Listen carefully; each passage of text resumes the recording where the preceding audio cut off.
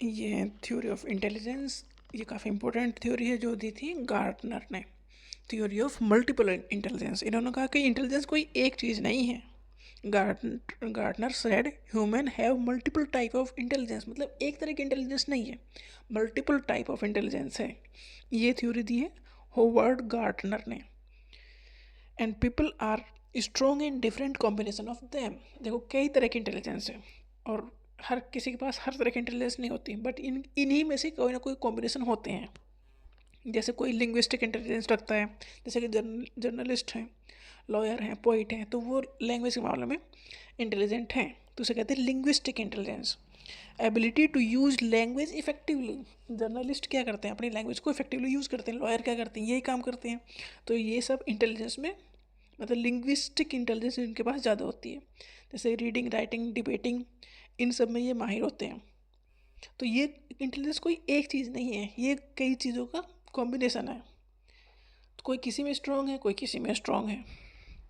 Next है logical mathematical intelligence, जैसे mathematician है, इंजीनियर है, उनमें इस तरह की इंटेलिजेंस होती है। थिंकिंग और एंड प्रॉब्लम सॉल्विंग जो टेक्निक होती है वो ये रखते हैं।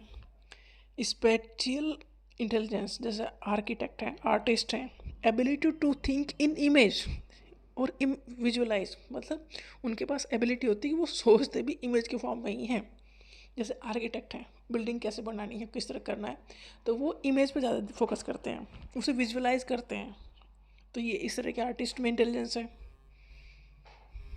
बॉडी काइनेस्थेटिक इंटेलिजेंस, ऐसी इंटेलिजेंस है किसमें, एथलीट्स में, डांसर में, एक्टर्स में, जो अपनी बॉडी को स्किलफुली यूज़ करते हैं। जैसे कि मूवमेंट है, कोऑर्डिनेशन है, तो डांसर क्या करते हैं, ये सारे काम करते हैं।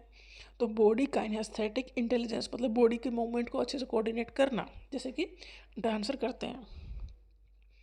इंटरपर्सनल इंटेलिजेंस, जैसे टीचर्स हैं, लीडर्स हैं, उनमें ये होती है, वो दूसरे को अपनी बात समझा सकते हैं। Understanding and interacting with others, इनमें क्या होती है, कम्युनिकेशन स्किल्स होती है, टीम वर्क होता है, इम्पैथी होती है, दूसरी चीज़ों को समझ सकते हैं, बातों को समझ सकते हैं, तो ये इंटरपर्सनल इंटेलिजेंस रखते हैं।